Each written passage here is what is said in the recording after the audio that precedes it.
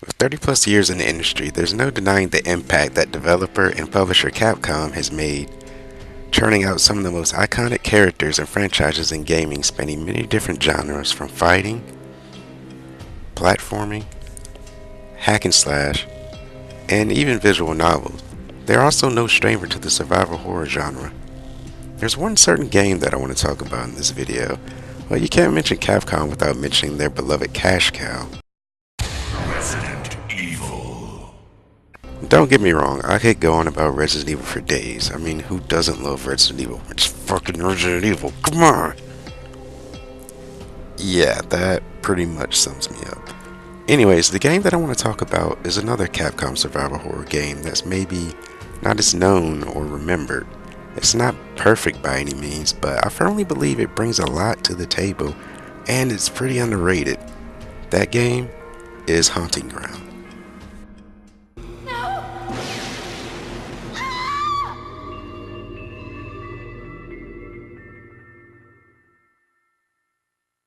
Haunting Ground, also known as Demento in Japan, and I'll discuss the meaning of this title later on in the video, was released on the PlayStation 2 May 10, 2005 in North America. It is commonly referred to as a spiritual successor to the Clock Tower series, sharing similar gameplay mechanics throughout the game, such as running from stalkers, a panic system, and the ability to hide in various places.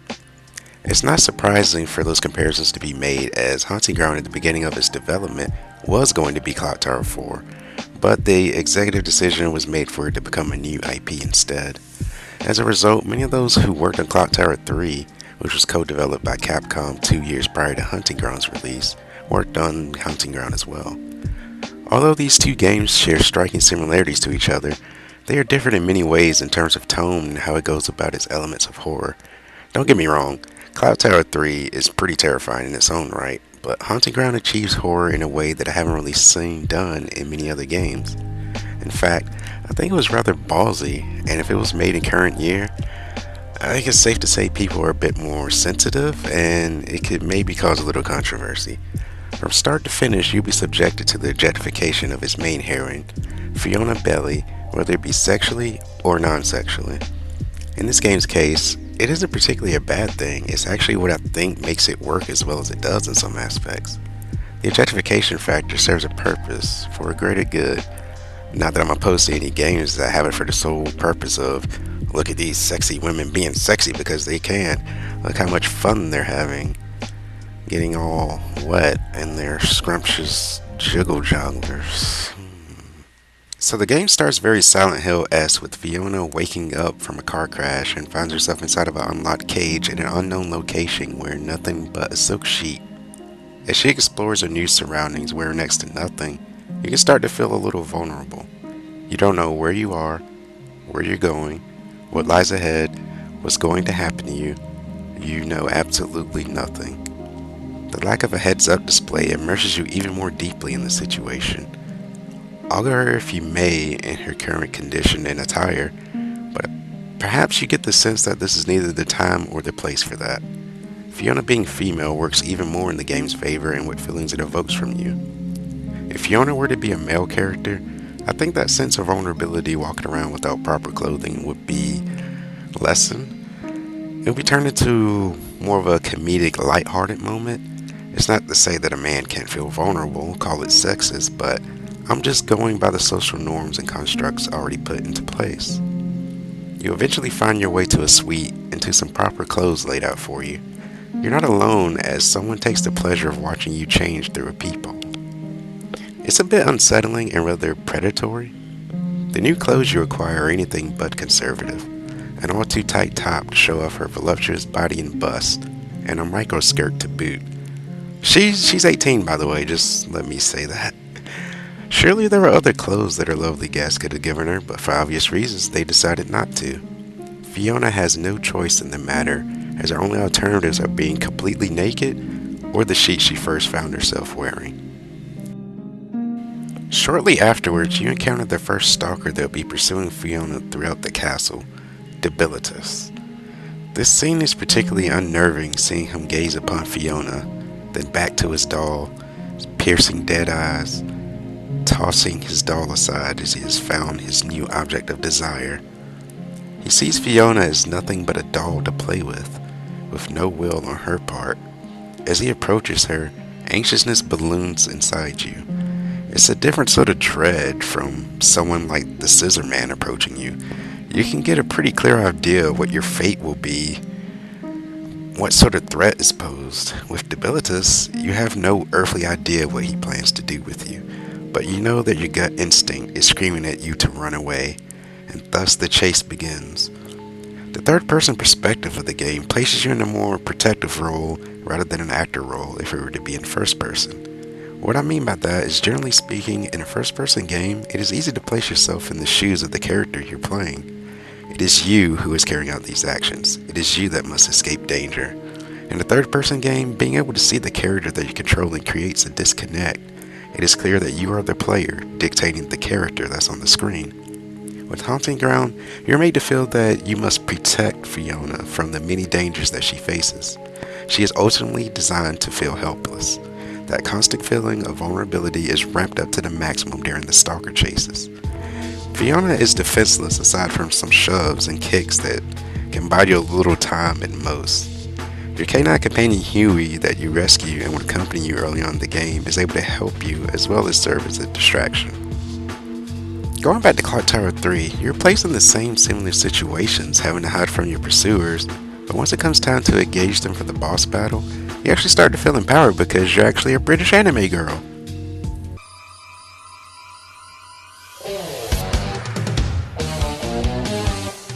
Fighting evil by moonlight, winning love by daylight, never running from a real fight. She is the one named Sailor Moon. The tonal difference being Haunting Ground is a little more grounded in comparison. Clock Tower 3 dabbles with the supernatural, and there are many elements of alchemy present in Haunting Ground that's vital to the story, but they don't intervene into the gameplay in a way that makes you feel empowered in any way. If you're unsuccessful in evading one of your many stalkers, I would like to note that this game features some of the most disturbing game over screens I've heard. Notice I didn't say see, well, because there's nothing really to see. The screen fades to black and the text, Acta es Fibula, probably butchered that pronunciation, appears on the screen, and just, well, listen.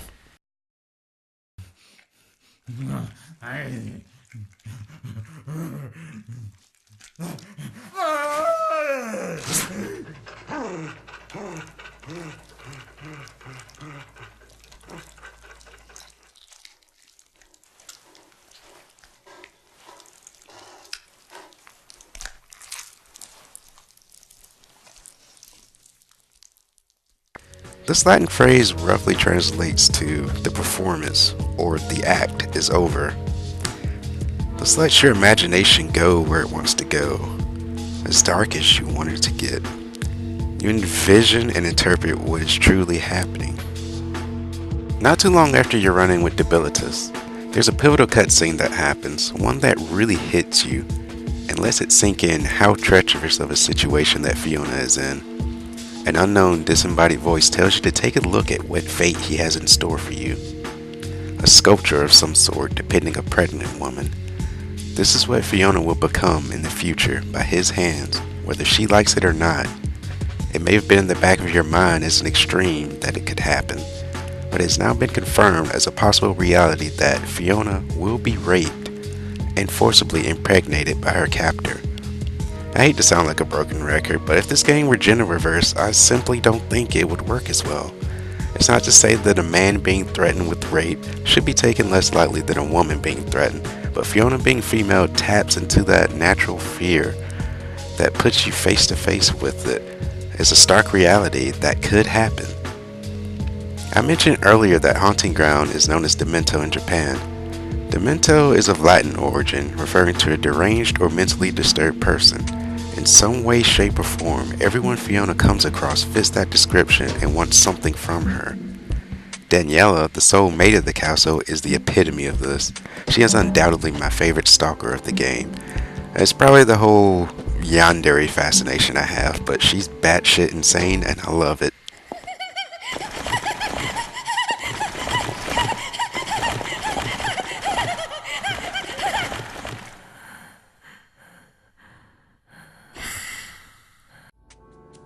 It's not just Fiona's stunning looks that attract some of her pursuers, it's something more internal that they're after and will stop at nothing to get for their own personal gain. Azoth, the essence of life, an important element in alchemy necessary to creating artificial life. Where is this mysterious magical Azoth located? Where all human life begins, in the womb. With her cold demeanor, it could be implied that she intends to rip Fiona's uterus right out of her body in order to obtain her Azoth. To get a better understanding of her motive for obtaining Azoth, we have to take a deeper look into her character. Daniela suffers from a number of physical and mental problems. She is unable to feel pain, taste, or experience any pleasure or happiness whatsoever, but I think what's the most significant of her afflictions is her infertility. It is gathered that Daniela yearns to become the perfect woman as she had once been told she was supposed to be. Her hostility towards Fiona stems from a strong jealousy that eventually brews into a deep hatred. Daniela cannot stand the fact that Fiona is able to at least experience maternity, unlike her. She is essentially the essence of a perfect woman. There is some symbolism involved here. Look at the etymology of Fiona's name. It is the Latinized form of the Gaelic word Fionn, which means white or fair. White is a color that is often associated with purity, innocence, perfection, and wholeness. Fiona exudes all of these traits from her fair and pale skin complexion, platinum blonde hair, and even the white colored top she is given to wear. With all of these details, from the first time you lay eyes on her, you are instantly led to find her an attractive and sexy figure. In the intro of the game, you're treated to the silk bedsheet clad Fiona as you first see her at the beginning. Panning shots of her with blood trailing on various parts of her body, the deep red contrasting with her pale skin. I interpret that this signifies corruption, the pure, almost wholly like Fiona being corrupted by the horrors that lie before her in the madhouse of a castle that she is trapped in. With the themes and execution of Haunting Ground being heavily centered around Fiona being female, it could also be taken to symbolize womanhood, menstruation, being able to conceive life. I assume that Fiona is a virgin, and this could also as very well mean the loss of her virginity. Or they could just thought it was something that looked cool and decided to put it in there. Daniela views herself as an incomplete woman. Being in the same room as Fiona for comparison and looking back at herself in the mirror, she reaches her snapping point.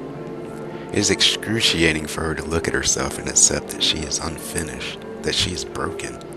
By obtaining Fiona's Azoth, she will become whole. This is a motive that wouldn't fare as well with a gender swap, with pregnancy being exclusive to women and being such an integral part of them. It's a little disappointing, but in my honest opinion, the last couple of stalkers that you encounter, Ricardo and the final boss, Lorenzo, are not nearly as menacing and as interesting as Daniela and Debilitus, but their self-serving motives still stand strong. You eventually come face to face with the mysterious voice from earlier in the game that vowed to make you his and impregnate you. This is where the alchemy elements of the plot go into overdrive. You learn that Ricardo is the cause of your father Ugo's death following the car crash that you were in. And you also learn that, just like your father, Ugo. Daddy.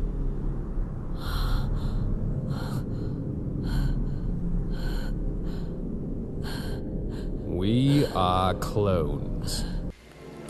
Ugo and Ricardo come from a long line of clones of Aurelius Belli, an important alchemist and philosopher who studied immortality and the use and effect of Azoth. Both Ugo and Ricardo were created artificially by Lorenzo, who, as you guessed it, is also a clone of Aurelius. This technically makes Ricardo Fiona's uncle, so if you already weren't creeped out by him and his intentions, just think about that. Ricardo was made without any Azoth.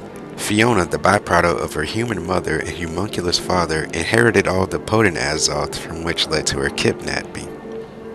So why does Ricardo desire Fiona so much, or rather her womb? Ricardo has a violent and cruel disposition, so there's no doubt that he'll take pleasure in the act itself, but he holds the belief by using his seed and Fiona's Azoth, she will give birth to an original Ricardo, and not another clone of Aurelius. Ricardo and Lorenzo hold the concept that cloning is in a way equal to immortality, as long as their image and soul can live on in some way, no matter how derivative, they are undying. I find it pretty questionable, but this drive to live on defines their very own existence. Haunting Ground has 4 different endings that you'll get depending on certain choices that you make, and the worst ending, entitled Tu fui ego eris. Latin for what you are, I was, what I am, you will be. Ricardo achieves his goal. Fiona belongs to him, and she will give birth to him again. She will give him new life. The already eerie scene ends with Fiona waking, giving a faint smile and actually laughing. At this point, she has completely been broken under Ricardo's influence to do any of his bidding. The last and final stalker is Lorenzo Belli, who, like Ricardo, desires Fiona and her Azoth in order to obtain immortality. In a cliched twist, it's revealed that he has been helping you all this time to bring you closer to him. Lorenzo has grown old and confined to a wheelchair, but man, one word to describe him will be persistent, as he abandons his wheelchair and chases Fiona around by crawling and slashing at her ankles. It's a bit silly and reminds me of a certain clock tower game that had a knack of being unintentionally hilarious while I was trying to be serious and scary.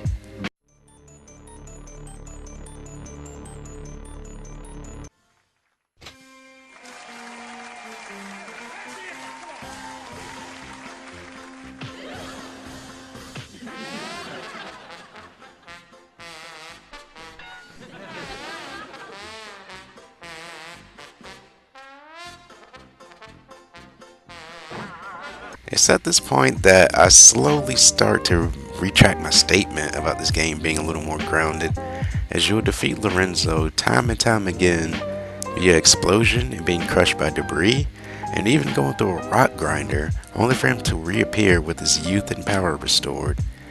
In the climax, you hurl the bastard into a pit of lava to get rid of him for once and for all, or so you think. He returns once again, refusing to let Fiona escape his clutches.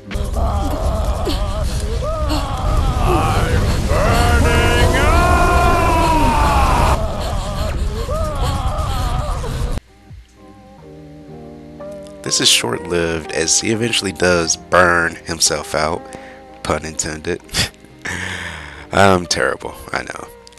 Thus, the wild ride comes to an end. Fiona is able to escape, given that you don't get the Tu fui ego eris ending. In hindsight, I don't believe the choice to include such sexually perverse themes and the way Fiona is treated throughout was for pure shock value. There is substance backing all of it, and it wasn't just there just to be there. At its heart, it was designed and marketed to be a survival horror game. By including these elements, it was a matter of using whatever assets they had to evoke fear from the player as intended. It pushed the envelope, but it was successful and effective.